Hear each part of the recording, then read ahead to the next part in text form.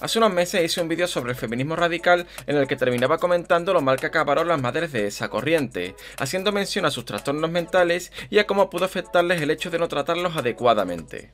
No obstante, cuando leí los comentarios, vi que muchos eran despectivos hacia las personas con trastornos y enfermedades mentales, y me he dado cuenta de que hay mucha desinformación sobre el tema, por eso he querido hacer este vídeo para desmentir algunos mitos. Y como este tema no es muy fuerte y se aleja de la temática habitual de mi canal, le he pedido ayuda a un gran youtuber y también psicólogo con el que vamos a adentrarnos en este mundo. Así que daré la bienvenida a Mugu. Hola, ¿qué tal? Muy buenas a todos, soy Mugu.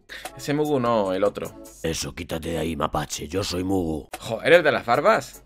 Ey, hola, experto, ¿qué pasa? Este sí. Uy, yo no sé cómo puedes ver nada. Me voy a cambiar un momentito.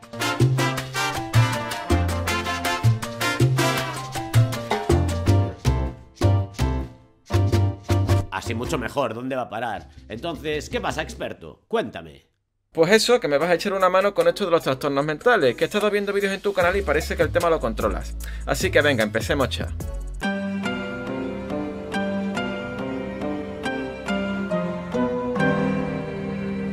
Cuando uno piensa en estos temas, la primera duda que surge, por lo menos en mi caso, es cuál es la diferencia entre enfermedad y trastorno mental.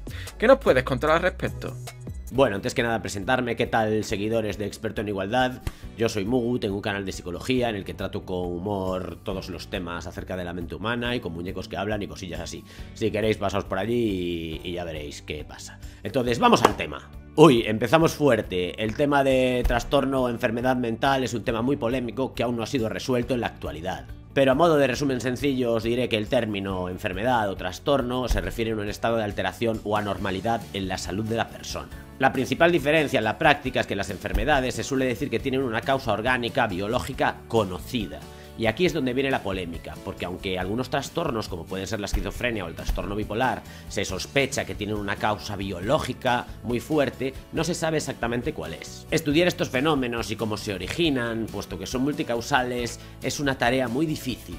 Pero bueno, ya veremos cómo se sigue desarrollando la neurociencia en próximos años y a ver si se consigue encontrar la causa exacta de algunos trastornos mentales. Los diferentes manuales diagnósticos utilizan el término trastorno mental, que es un término más amplio e incluye a los que serían enfermedades como a los que no. Por lo tanto, hasta que se resuelva esta polémica, siempre será mejor usar el término trastorno mental. O si no, si queremos, usamos el término psicopatología y acabamos antes. Así dicho, parecería que la enfermedad es peor que el trastorno. ¿Es esto verdad?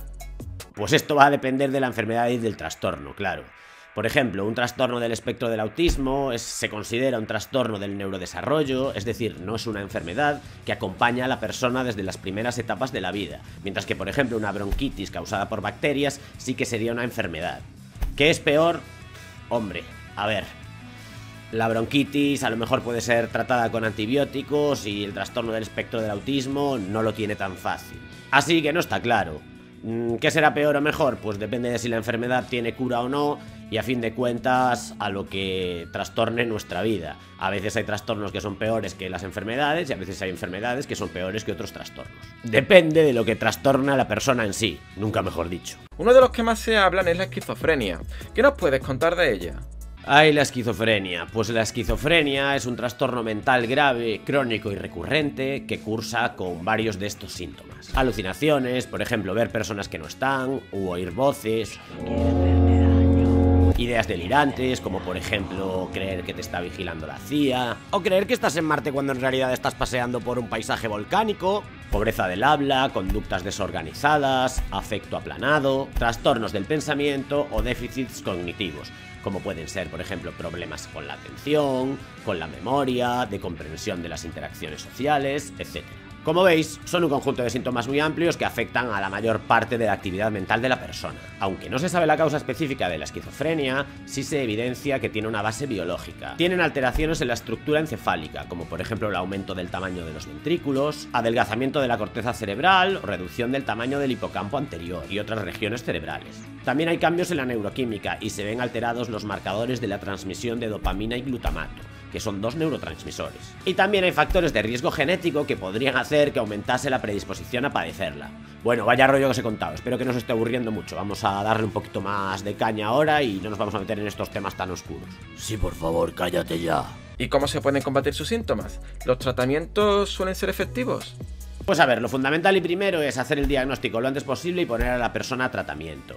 En la esquizofrenia los síntomas se combaten fundamentalmente con medicación y es imprescindible que la persona no la deje. Suele tratarse con antipsicóticos, pero bueno, aparte de la medicación también hay otras cosas que pueden ayudar. Caben destacar los programas de entrenamiento en habilidades psicosociales y rehabilitación vocacional, para que la persona pueda trabajar y ocuparse de sí misma. Y por supuesto la psicoterapia, para que la persona pueda entender y controlar su trastorno, controlar también el estrés y favorecer la adherencia al tratamiento. Sobre un 5% de las personas con esquizofrenia se suicidan y un 20% lo intentan. No parece un dato muy esperanzador, pero bueno, hay que recordar que un tercio de estos pacientes mejoran significativamente, otro tercio tienen algunas recidivas intermitentes así chungas y otro tercio el pronóstico no es muy bueno. En cualquier caso, para favorecer y mejorar el pronóstico de la enfermedad o del trastorno, lo importante es que la persona tome su tratamiento y que no consuma drogas, que es otra cosa muy importante.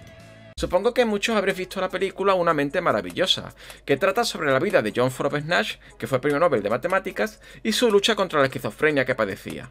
Lo curioso es que hay otros muchos famosos que también han padecido esta enfermedad, por ejemplo Marilyn Monroe, que al parecer la heredó de su madre. También era esquizofrénica la Peanut Betty Page, la actriz Megan Fox y músicos como Syd Barrett, fundador de Pink Floyd, o Brian Wilson, fundador de los Beach Boys. Otro de los trastornos más conocidos es el trastorno bipolar. ¿Qué nos puedes contar de este? Pues sí, el trastorno bipolar es otro trastorno mental grave, crónico, recurrente y episódico. En concreto es un trastorno del estado de ánimo, en el que la persona oscila entre un polo, vamos a decir el polo de arriba, que se consideraría manía o hipomanía, en el que su estado de ánimo es muy alto, muy exaltado, aunque puede haber mucha irritabilidad, y el polo de más abajo, que se llamaría depresión. Esto ya lo conocemos todos, por eso se llama trastorno bipolar, porque se oscila por episodios entre dos polos, el de arriba y el de abajo. Antiguamente se llamaba psicosis maníaco-depresiva, porque en el episodio de arriba, en la manía, puede haber psicosis y alucinaciones, y en la depresión también, en el polo de abajo, y como oscilaba entre estos dos polos, pues eso, psicosis maníaco-depresiva. Pero es un término muy estigmatizante, y en la actualidad se usa el término de trastorno bipolar, que es bastante más adecuado. Hay varios tipos de trastorno bipolar, pero no vamos a entrar para no dar la turra en exceso. Es importante resaltar que estos episodios suelen ser persistentes en el tiempo, es decir, la manía puede durar días o semanas y la depresión puede durar días, semanas, meses o incluso años. Es decir, tienen cierta estabilidad en el tiempo. Entonces, esa idea que se suele tener de que las personas bipolares cambian continuamente de estado anímico y de repente están muy alegres y a los 5 minutos se deprimen, ¿es falsa? Desde luego, esos cambios rápidos del estado de ánimo no son representativos de este trastorno, aunque sí que pueden ser representativos del trastorno límite de personalidad, como veremos más adelante.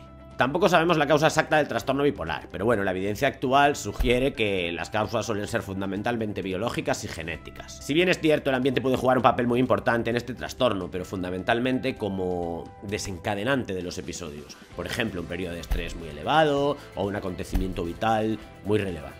¿Y hay alguna forma de combatir sus síntomas? Claro, por supuesto, claro que hay maneras de combatir sus síntomas. En este caso va a depender del episodio en el que esté la persona, dependiendo de si está en un episodio de manía o en un episodio de depresión o un episodio de eutimia, que es cuando el estado de ánimo está normal, pues va a haber un tratamiento u otro. Generalmente se suelen usar estabilizadores del estado de ánimo. Los antipsicóticos también se usan porque algunos son estabilizadores y sobre todo cuando se está en estado de manía.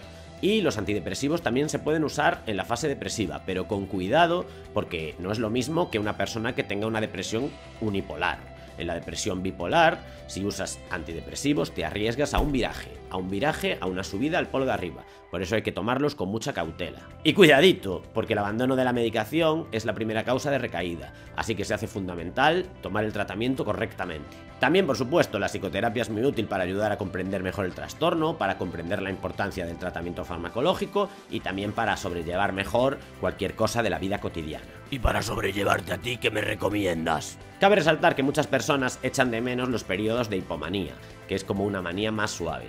Porque en esos momentos la persona está más creativa, está más sociable, está más contenta y se suelen echar de menos. ¿Qué sucede? Que estos periodos son peligrosos porque pueden virar en manía y luego otra vez depresión y vuelta otra vez el ciclo. Así que hay que tenerlos vigilados. Supongo que una excesiva motivación también puede ser peligrosa, pero ya que mencionas lo de la creatividad, me llama la atención la cantidad de artistas que sufren este trastorno. Desde cantantes como Mariah Carey, Amy Winehouse o Kurt Cobain, a escritores como Virginia Woolf, pintores como Vincent Van Gogh, cineastas como Mel Gibson, Catherine Zeta-Jones o Linda Hamilton y hasta políticos como Winston Churchill, que lideró la lucha contra el nazismo en Europa. Pero bueno, antes nos explicabas que se suele confundir el trastorno bipolar con el trastorno límite de personalidad. ¿A qué crees que se debe esto? Pues sí, desgraciadamente sí. La confusión viene porque uno de los síntomas del trastorno límite de personalidad consiste en una inestabilidad extrema del estado de ánimo, que puede durar unas horas y luego pasarse. Y este tipo de comportamientos suelen ser tildados de bipolares en el lenguaje de la calle, aunque como ya os he dicho y aunque parezca mentira, las personas con trastorno bipolar se suelen mantener relativamente estables en el tiempo, ya sea en el polo de abajo o en el polo de arriba, pero estables, mientras que las personas con trastorno límite sí que oscilan de una manera mucho más brusca, incluso dentro del mismo día. Y en cuanto al TLP, ¿cuáles son las causas?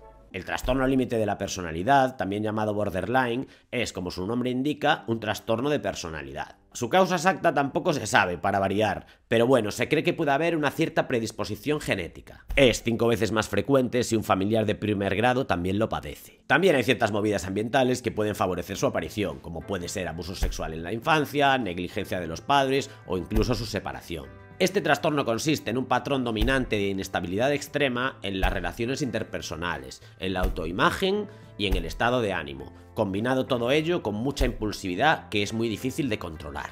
Algunos de sus síntomas pueden ser relaciones personales muy caóticas e intensas, que alternan entre la idealización excesiva y la devaluación de la persona, amenazas de suicidio, automutilación, autoimagen muy inestable, sensación crónica de vacío, dificultades para controlar la ira, grandes esfuerzos por evitar un abandono, sea este abandono real o imaginario, e incluso síntomas disociativos en caso de estrés muy elevado. Cabe resaltar que las personas que sufren trastorno límite no tienen la culpa de padecerlo. Si fuese por ellos, esa impulsividad y todas estas cosillas irían muchísimo mejor y serían mucho más felices. Supongo que eso ocurre con todos los trastornos, es decir, a nadie le gusta padecerlos. Pero dime, en este caso, ¿qué métodos hay para combatir sus síntomas? Pues mira, experto, en concreto en este trastorno y a diferencia de los dos anteriores en los que la piedra angular era la medicación, lo más importante va a ser la psicoterapia. En concreto, hay una muy útil en este trastorno que fue desarrollada por Linehan a partir de la terapia cognitivo-conductual que se llama terapia dialéctica conductual.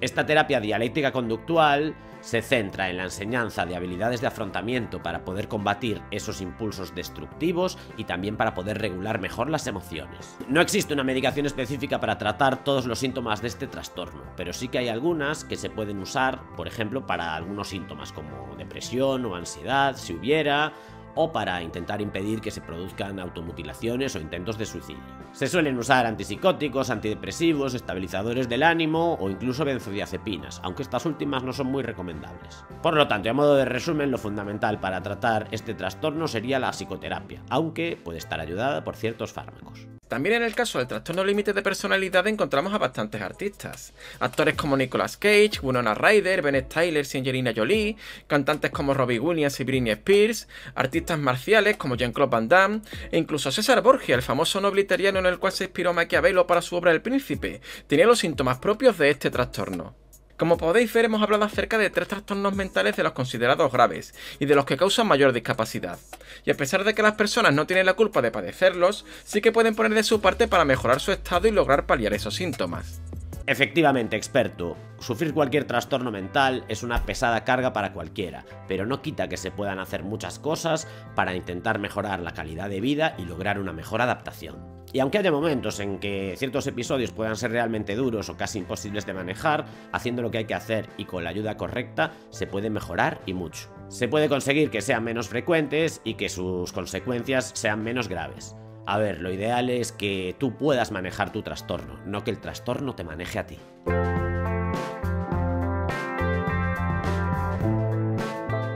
Hemos querido centrarnos en estos 3, pero hay muchos otros trastornos que quizás son menos conocidos pero que también afectan a todo tipo de personas. Por ejemplo, ¿sabíais que Kafka sufría trastorno esquizoide de la personalidad? O que quizá Isaac Newton sufría un trastorno del espectro autista. ¿O que Jim Carrey es maníaco depresivo? O que Stalin era paranoico. Espera, ¿what? ¿Cómo se le puede diagnosticar paranoia a un tipo como Stalin? Es decir, ¿se puede ser paranoico por pensar que la mitad del mundo conspira contra ti cuando de hecho la mitad del mundo está conspirando contra ti? El caso es que Stalin no se limitaba a la mitad del mundo, sino también a sus adeptos, llegando a matar y deportar a muchos de ellos sin causa aparente. Por otra parte, Bruce Springsteen sufre depresión crónica. Y también Nikola Tesla puede que sufriese un trastorno obsesivo compulsivo. Al igual que Beckham. Y la cantante Billie Eilish, gran triunfadora de los MTV Music Awards, sufre síndrome de Tourette. En definitivas cuentas, 1 de cada 4 personas en el mundo tiene algún tipo de trastorno mental. No son personas que estén en manicomios con camisas de fuerza, son tu vecino, tu compañero de trabajo o tu propia familia.